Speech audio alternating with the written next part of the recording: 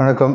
என் பேர் டாக்டர் கோபிநாதன், புற்றுநோய் அறுவை சிகிச்சை நிபுணர். இப்போ எதை பற்றி பார்க்க போகிறோன்னா, மார்பக புற்றுநோய், அதாவது பிரெஸ்ட் கேன்சர். இன்னும் பார்த்தீங்கன்னா, மார்பக புற்றுநோய், அதாவது பிரெஸ்ட் கேன்சரோட அவேர்னஸ் இன்னும் கம்மியாக தான் இருக்கு. ஏன் அதை சொல்கிறேன்னா, இன்னும் நாங்கள் இயர்லி பிரெஸ்ட் கேன்சர், அதாவது ஸ்டார்டிங் ஸ்டேஜில் பார்க்குறதே கிடையாது. எல்லாமே மோஸ்ட் ஆஃப் த மோர் தென் 50%, அதாவது 50 விழுக்காடுக்கு மேலே லோக்கல் அட்வான்ஸ்ட், அதாவது பரவனது, அதாவது தோலுக்கு, இல்லை மார்பு, நெஞ்சு எலும்புக்கு, இல்லை அக்களுக்கு பரவ லிம்ஃபோஸ் பரவ பிறகு தான் பார்க்குறோம். இது கேன்சரில் பார்த்தீங்கன்னா 4 ஸ்டேஜ் இருக்குது. ஸ்டேஜ் 1 and 2 பார்த்தீங்கன்னா ஏர்லி ஸ்டேஜ்னு சொல்லுது. 3 மிடில் ஸ்டேஜ், அதாவது லோக்கல் அட்வான்ஸ்.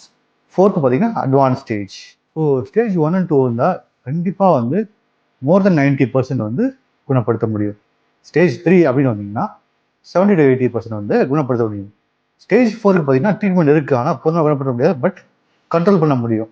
இதை பார்த்தீங்கன்னா நிறைய வெரைட்டி இருக்குது. ஸோ என்ன தொந்தரவு வரும்னா, ஃபர்ஸ்ட்டு மார்பில் கட்டி இருக்கும். ஸ்டார்டிங்கில் பார்த்தீங்கன்னா பெயின்லெஸ் லம்ப், அதாவது கட்டியில் வலியே இருக்காது. நம்ம அந்த ஸ்டேஜில் கண்டுபிடிச்சி ட்ரீட்மெண்ட் பண்ணால் ஈஸியாக குணப்படுத்தலாம்.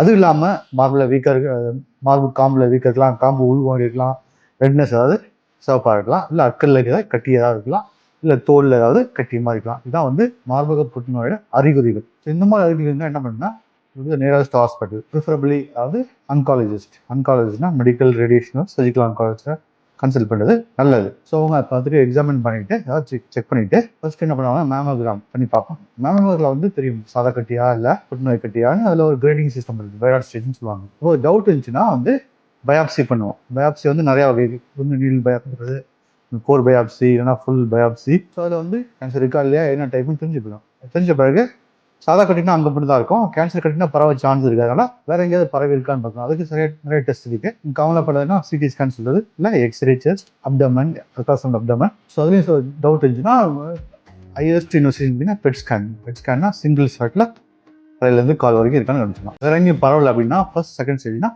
Surgery first.